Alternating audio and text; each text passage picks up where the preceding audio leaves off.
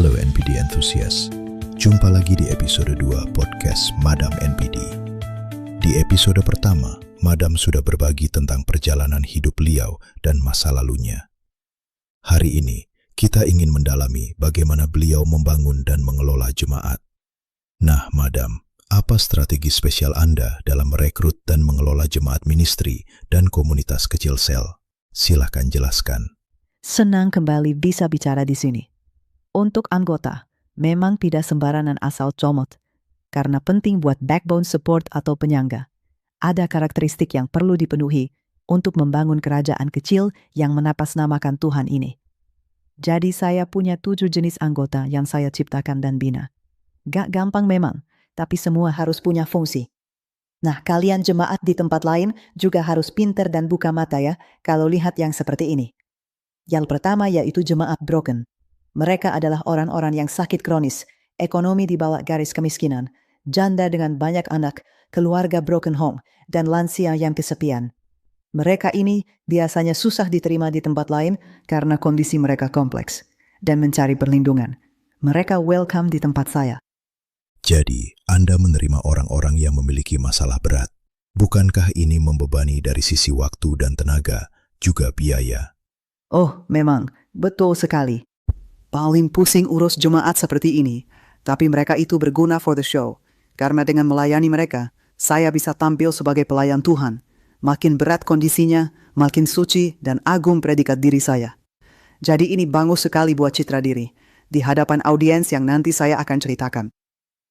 Oke, jadi orang-orang kesulitan ini, Madam pakai sebagai alat untuk kegiatan performatif, untuk bisa tampak tulus dan berhati mulia. Betul sekali, cerdas ya Anda. Yang kedua adalah jemaat terpandang. Ini tameng image kami. Mereka itu harus punya profesi yang oke, misalnya dokter, pengacara, dosen, atau pejabat kalau bisa. Kehadiran mereka sebagai jemaat atau anggota sel kecil membuat citra saya terlihat kredibel dan lebih mudah dihormati. Bayangin kalau dokter atau pengacara aja harus hormat saya. Wow. Selain itu mereka bisa membantu memberikan support gratis ketika ada jemaat yang butuh, termasuk gereja. Sungguh modus yang pintar. Dengan memiliki dokter di komunitas, Madam bisa perbantukan dia untuk memberi support konsultasi gratis dan fasilitas. Dengan adanya lawyer, Madam bisa dapat bantuan hukum cuma-cuma kalau terlibat masalah hukum. Iya, ini jadi saling support dengan kebutuhan jemaat pertama tadi. Mereka bisa bantu, jadi simbiosis begitu. Oke, yang ketiga dan yang paling penting adalah jemaat donatur atau si kantong tebal. Jemaat ini yang paling saya rawat dan follow up dengan intens habis-habisan sejak awal hingga akhir zaman kalau bisa. Mereka ini biasanya pengusaha yang naif, gaman tanpa arah, dan murah hati. Saya bina dengan penuh kasih dan ajak doa intensif bersama supaya berkat mereka mengalir dengan lancar ke kas gereja. Madam kadang lobby juga mereka untuk kerjasama di bisnis yang Madam punya. Jadi investor begitu. Lumayan kan kalau ada beberapa miliar masuk buat buka bisnis baru. Dan kalau memungkinkan, buat yang duda atau janda, Madam akan perjodohkan dengan keluarga atau jemaat lain, biar otomatis lock dengan pernikahan suci, terkunci permanen alirannya. Paham kan? Oh my goodness, baru pemaparan jenis ketiga, nafas saya mulai sesak jadinya. Bikin emosi juga ini. Tapi ya, ayo kita lanjutkan. Silakan Madam, kelihatannya Anda enjoy sekali hari ini. Ya.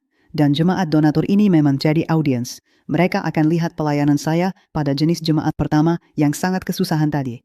Jadi mereka lihat ada kualitas Tuhan di diri saya yang tulus menolong orang kesusahan. Dan mereka jadi percaya penuh. Lanjut ke jemaat keempat. Jemaat trofi and talenta spesifik. Mereka yang cantik, ganteng, bisa nyanyi, main musik, menari, atau punya karisma dan pencapaian tertentu. Mereka adalah kosmetik gereja kami.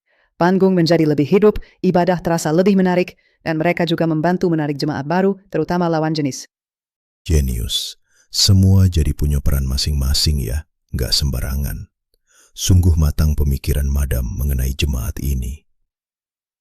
Pasti dong, karena semua harus terencana kalau mau buat sesuatu yang tidak otentik dan berorientasi kepalsuan. Nah, yang kelima, jemaat aktivis empatis yang loyal. Ini harta karun saya.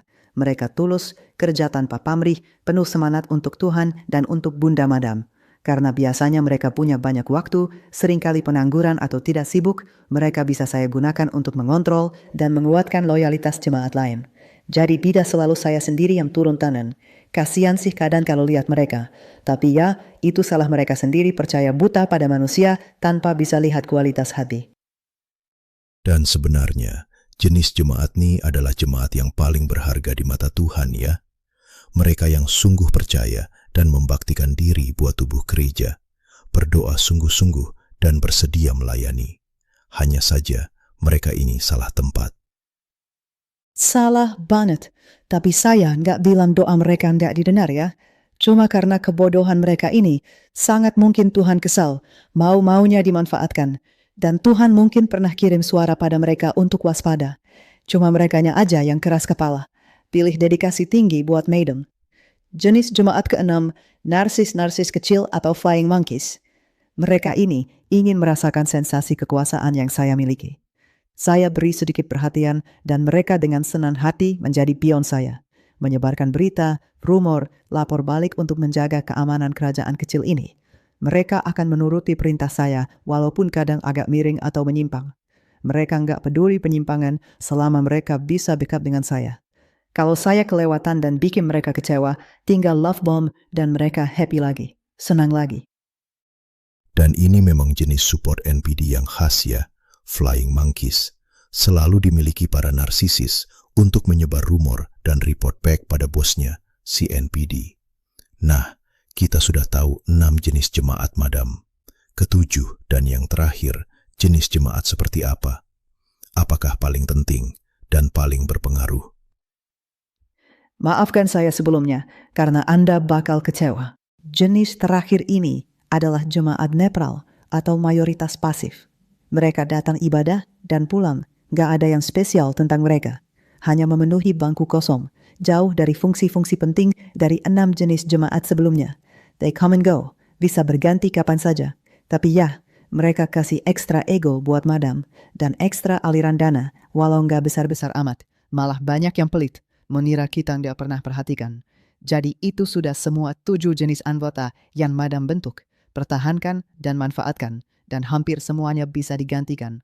Regenerasi, apalagi kalau ada yang lebih baik, bisa langsung diganti kalau yang lama sudah mulai aus atau rusak atau membahayakan operasional. Oke, terima kasih atas pemaparan yang sangat gamblang dan jujur, sehingga episode kali ini alat lie detektor kami tidak berfungsi. Baiklah, dengan ini kami tutup episode kali ini. Jangan lupa subscribe, karena episode selanjutnya akan bikin kuping makin panas dan nafas makin sesak. Tapi semua dibutuhkan untuk mengungkap kebenaran. Sampai jumpa di episode berikutnya. Stay insane, stay away from narcissist.